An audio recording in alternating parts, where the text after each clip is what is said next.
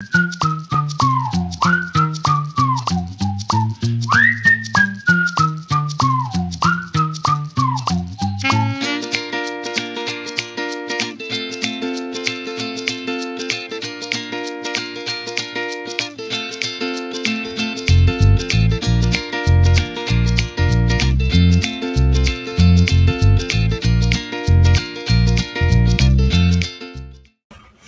hello.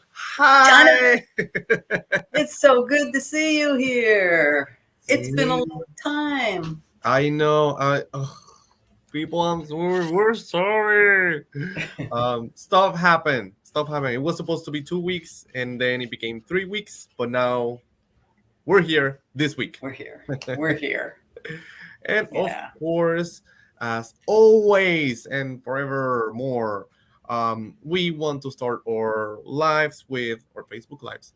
Well, kind of like all lives too, with our acknowledgements and recognitions, and that is that Black Lives Matter today and always. Yes. There's so much work to be done, but it's work that it needs to be done. It's not And about everybody can play a part. exactly, and it's not about how it makes you feel, if it makes you feel good or not, because it's work that needs to be done regardless of how you feel. And So sometimes you might feel a little uncomfortable and worse than uncomfortable, and that's but it part of needs it. to happen. And it's in that part of feeling uncomfortable, it's part of the work. That means that you're actually doing the work. So as always, and this is forever will be in our shows, the recognition that Black Lives Matter. And now, who are these two strangers after Yeah, almost a month? really. Do you want to start? Let me just say, I am not Nadine and Johnathan. Wait. I don't know what happened. I don't know what happened. I have no idea what happened. I am Nadine. I am the community liaison with Berks Teens Matter, and my pronouns are they and their. So thank you, Nadine and Johnathan. So I'm actually Johnathan. I use he, him, and elle pronouns, and I'm the Youth and Health Resource Center coordinator for Berks Teens Matters.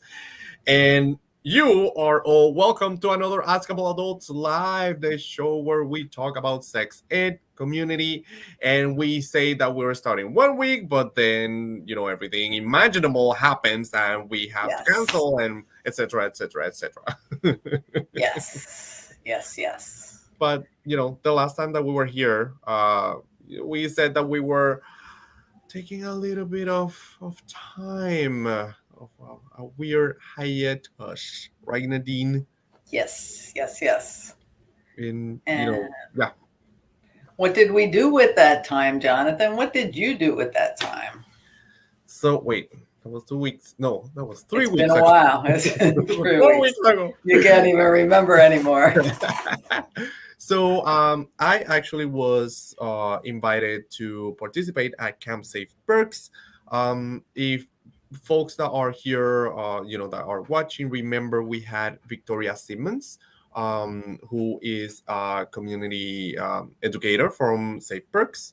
And I was invited by her and by Delio Santana, who is now he's now on another position, but he's taking care of the oh my god, I forgot what Prevention? his title. The What? prevention, something with the prevention services or The something? education Education. department. Okay. Yes, so he's the man, he's the person. He's the man. And I was there pretty much all week, from the 26th to the 30th. I got to be there with Caesar, who hopefully will be here at some point. With Omar, Karima, Lily, Chris, Rachel, and many other folks that took part in making this amazing camp happen. So I know that we talked about Camp Safe Berks during the Facebook Live with Victoria, but that was like a long time ago. That was like a month ago. And we can barely remember 3 weeks ago. So I'm guessing the folks watching might not remember a lot about it. So just to bring everybody up to speed or to refresh all of our memories, what was Camp Safe Berks All Light about? I want to know, did you all go like on hikes? Did you pitch a tent? Did you toast marshmallows over a bonfire? So no. No. No This, what? No what? No what? No hikes? No tents? um, Or no marshmallows over the campfire? not of the options below. No, below, up, whatever. None of um, the options above or above. below?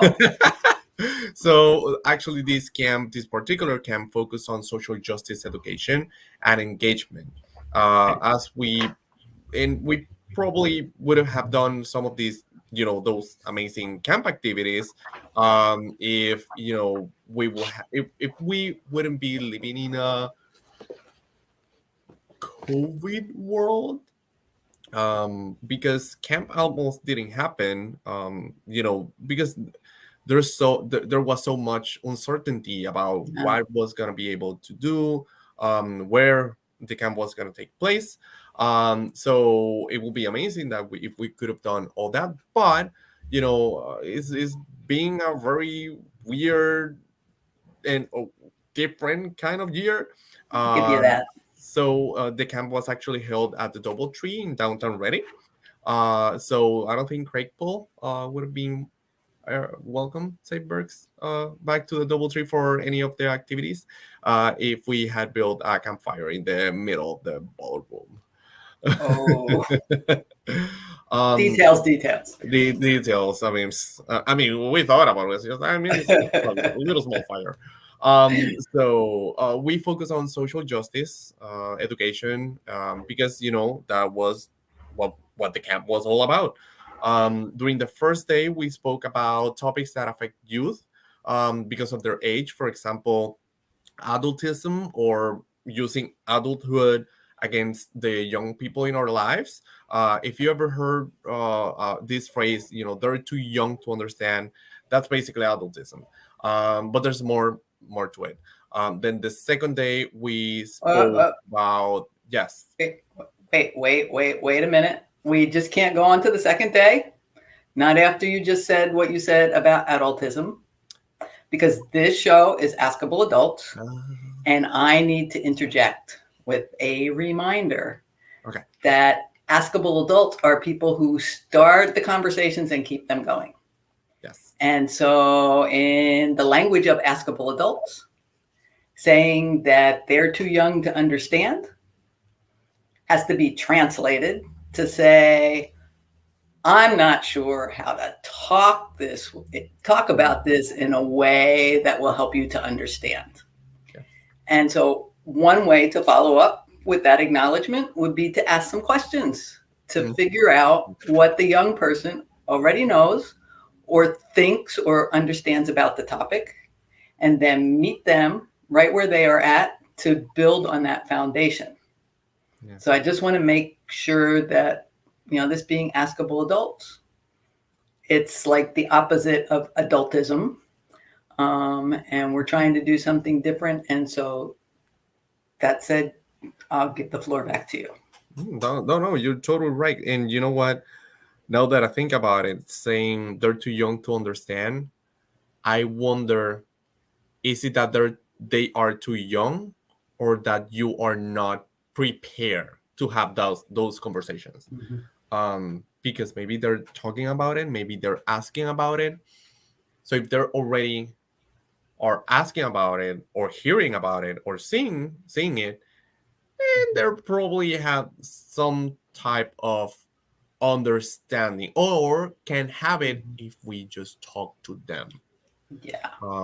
So and that's really like a thing that a lot of times that comes up with racism, that comes up with sexual health, that comes up with drugs and alcohol, that comes up with violence, all those things. Like, we like to use that phrase because I think Yeah, kind of like as we were talking in the beginning, it's usually because we're uncomfortable and we're not ready.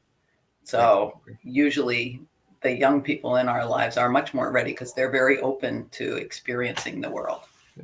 And just because it's uncomfortable doesn't mean that you're not ready. It's not the Right. same. It should prompt you to ask yourself why it makes me uncomfortable. That's Yeah, what it makes an Askable Adult. exactly. So I was saying the second day we focus on gender justice. So sexism, heterosexism. How the systematic oppression based on gender affect us all, and who are the people who are most affected by it.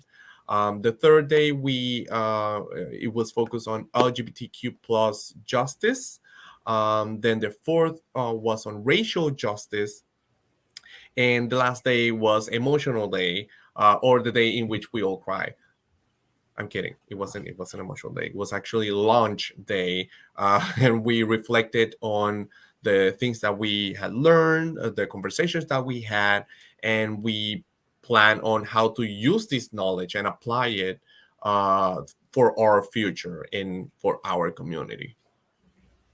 That sounds like a nice way to end the camp. It was. And it also sounds like a very intense camp. Yes. It, yeah, it sounds like you are all stretching yourselves on a lot of topics. But I do have one last question. I feel there was a pun there. Did you do any stretching exercises at Camp Safe Perks? Like physical So stretching moving exercises? on. Just we did. Let's just say that one of the campers, when it came to um their time to shine, they did shine like a freaking star, and I was like, where were you when I was the one doing the exercises? But if you're looking at this, you know who I'm saying. I don't want to say any names, but you're awesome and you did an amazing job. So Yeah. yeah. And you all did do like self-care things like that at camp too, right? In between all this intense stuff that you were dealing with. Yes, I was very appreciative of the spaces that were given, because this is hard stuff. Like Mm-hmm. we went really deep on these topics, so allowing us to kind of like breathe a little bit and just have time to process and to rest and to Mm-hmm. let it simmer, and then we will be back on it. I think it was really good. And I spoke with some of the campers, and they I think they felt that it was needed to have those conversations, but Mm-hmm. also to have the time to like, okay, we just had a really tough topic. Now let me paint, let me play, let me Yeah. do whatever I want to do, Yeah. and then we can get back on it. Yeah. And for Yeah. the Let me just, even for the adults, we yep. needed that time too. Yeah. Just kind of let it like work through your system a little bit. Absolutely. Now, Yeah. I know I said I had that one last question, but I have one more question. Yes. Did you know any of the campers before they showed up at camp on that first day? Yes, I did. You Yes. did? One of the YAs of our YAs was there. I didn't know they were gonna be there, and I was like, Was a surprise? yes, it was. Yes, it was. It was the very first day, and I'm just like, okay, trying to get my bearings. I'm always lost, and then suddenly I see this person that I didn't recognize because they had their mask. They say, "Hi, Jonathan," and I'm like, I know that voice. Katie was there? Katie That's was there. awesome. Katie is one of our virtual YAs, and she's awesome. And oh my god, we yes, it was awesome. I was so glad that I got to engage with her in this other setting, also in person. Yeah. And seeing, She is amazing, and I'm so glad that she is part of the YAs because all the things that she needed to say, I think we needed to hear, or not only from a YA but also from a young person, a very smart and wise young person. So it Yeah. was amazing. It was awesome. It was And awesome. she can bring all that rich experience back to inform the things that she does with BTMYAs and other things that she does in the community, because I know that she's very social justice oriented. Exactly. So it was the right place to be, for many of them, because again, she was the only official YA. Who knows what's gonna come out from camp? Yeah, Um, I do but have that other question about that. I was just wondering if there's any campers that, because you had a good group there, I think, from what you said. oh my god, yes. Did you think that any of them might be interested in becoming YAs with Berks Teens Matter? Maybe, Maybe. maybe There's crossing my possibility. fingers. I think all the teens that were there were just an inspiration, not only for the type of work that we do, but really for anyone that has the privilege to meet them. Um, but if they also wanted to be YAs, that's like a plus because I get to work with them more. And wow, that I envy me because I did have the opportunity to be there. It was awesome. That's a really good place to be, It being was. envious of the own, the opportunities and the experiences that you get to have. Yeah. But what about you, Nadine? Where were you? Well, I think by now you know that I spent a fair amount of times just sitting around thinking up questions to ask you about Camp Safe Berks when you came back. But seriously, while you were at Camp Safe Berks, I went to a couple of family art camp sessions at the Reading School District Middle Schools. I worked on the Palo article. I attended a variety of meetings and webinars. I did some prep work for our leadership committee meeting. And then at that point, it all starts to get a little bit fuzzy because I started like late in that week. I just started to think about the fact that I was going to be going on vacation.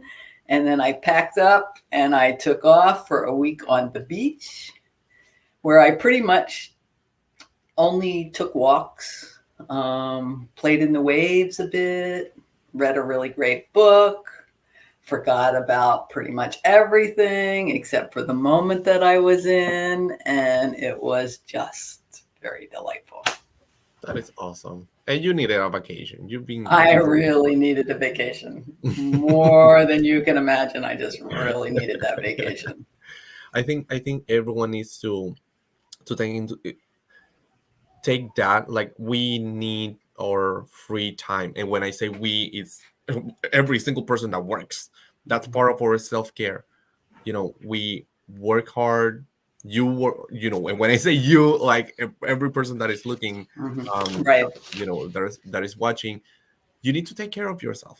And maybe you can go to the beach like Nadine did, or maybe it's just taking a break to just watch TV or do anything that you want to do. Mm-hmm. um, a lot of people have very busy lives, and that that can become unhealthy habit because you don't get time for yourself. So please, if you're watching, and it's more easy said than done, but try to find time for you, to take care of Yes. you, because how are we going to take care of those people that we care about if we're not taking care Mm-hmm. of us? So I think Exactly. that's very important. Yeah. In speaking about taking care of this and that, uh a lot of community partners, members, and organizations, there's been a lot of stuff happening. So so something that we that I well I started to do while Nadine was at the beach was participating in community events like the National Night Out, which was at on Penn Street, the Pat Stone Job Fair, and something that Nadine took over on Tuesday, the Berks Community Health Center Community Days on August 10th, and then together on the 14th, on the Saturday 14th. How does it feel to be back out in the community again, Nadine? I have to say, it's literally and figuratively a breath of fresh air. Um, it feels, from my part, I think it feels great to be out and about. I mean, it is a little overwhelming because it's like so many things couldn't happen for so long, and now things are popping up all over the place. It's hard to keep track. But being out there and interacting with people in the community, it has just been great. I'm sorry that I missed that National Night Out because I know that's always a good event. And it is hard to keep all this stuff straight and stay on top of it and be as many places as you can. But I am not complaining. I'm I enjoyed the Berks Community Health Center community days. Never mind the rain that came down last Tuesday night or the gnats that were in the grass at City Park on Saturday morning. I am not complaining. It was so energizing to be around the diversity of good people that make up this community and everybody out to have a good time with good intentions to support one another, an abundance of information and resources, and just you could see like the real sincere caring and positive hopefulness of the people, and it was just, it's been wonderful. Yeah. So I hope we can keep doing some of that for the foreseeable future and beyond. Absolutely. And you know, speaking of abundance of information and resources and care, you know, something that I noticed was that during the community days, there were vaccination clinics taking Yes. place inside. I think that's awesome. Something that has allowed us to be back outside, is you know, the COVID vaccine, which is available now. Is I believe is very easily, it's very easy to get it, not as the beginning. And you know, that's actually something that we need to take into consideration if we are looking forward to, for example, opening the schools, or going back to what we used to call normal and not necessarily what we do now, what we have now. Because I don't know about you, Nadine, but sometimes there's like that little voice in my ear that's like, oh, use, you know, you remember to use your mask, remember to, you know, not get too close to people, remember to wash your hands, remember. And not that we shouldn't be washing our hands, but just not being worried about Right. that, you know, all the time. That's the thing. I think it is like that bit of anxiety that's always like right there. Yeah. So, and I think there are lots of places too. I know people have, you know, their different positions and perspectives on the vaccines, but there's a lot of good information out there. And I would really encourage people to talk to their healthcare providers, to talk to families and friends, to even, you know, just because you show up at a vaccination clinic doesn't mean you have to get the vaccine. You could show up and just ask some questions and get some information, because it's not always either just for us, but for those that we love and care about, that we want to protect as much as possible. There's a lot of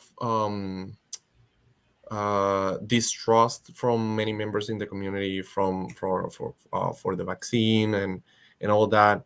It's very important to get our information from you know, trusted sources.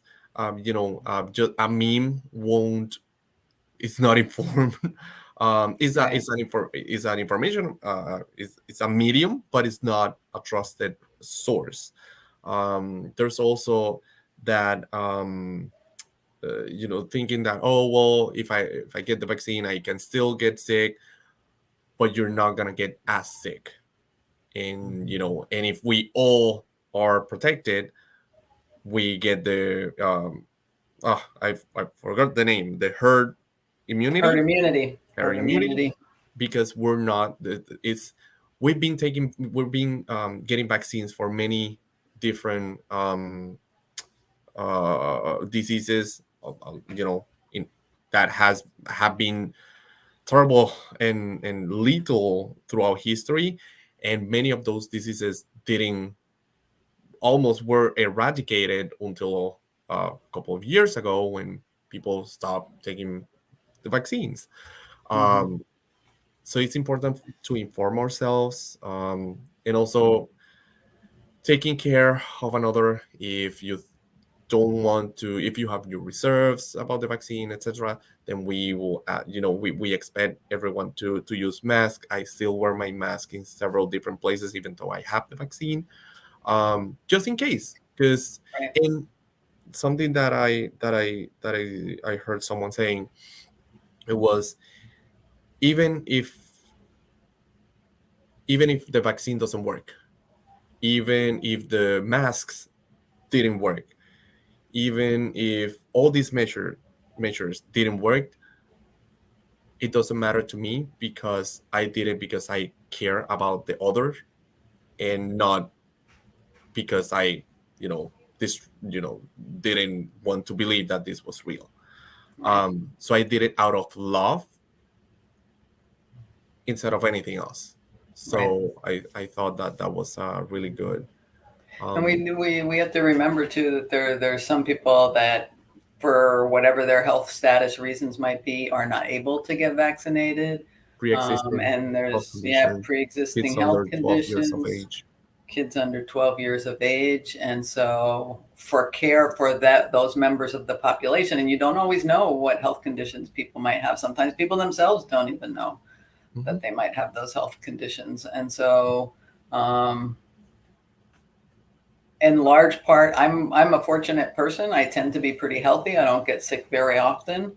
Um, but one of the things that really motivated me around the vaccine was exactly that, because there are other people in my life who are more vulnerable because of age or because of pre-existing health conditions, and I would not want to be responsible for passing the virus to them. So I also wear my mask when I'm in indoor public spaces.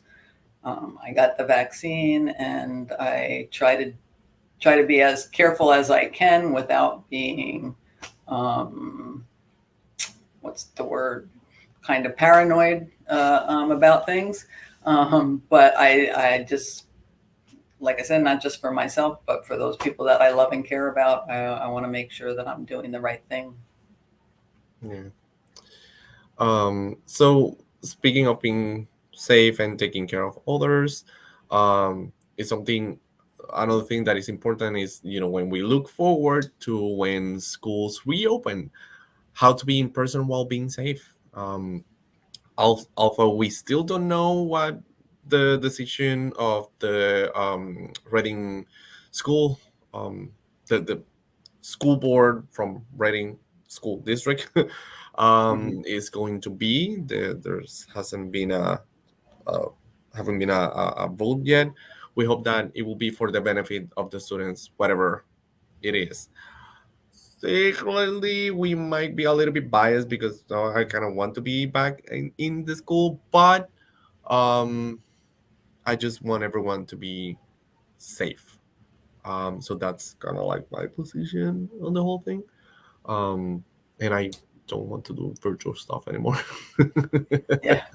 It gets a little hard only experiencing life through the computer. I mean, I'm very grateful that we have the virtual option. Hmm. I can't imagine living through all of this without the virtual option. But yes, I think we're really looking forward to the rest of the year and our hopes that we can have a school year that allows us to be engaging with the schools and the families and the students, not just in the schools, but in other places in the community. be with our other partner organizations in the community where the action is, right? Hopefully we'll see more of you and you'll see more of us out there in the community at events, as well as our virtual program, which is programming, which is not going to go away, but it hopefully will not be the central and only method. Because wherever we find opportunities to connect with the community, we want to connect, and we want people to engage with us in conversations.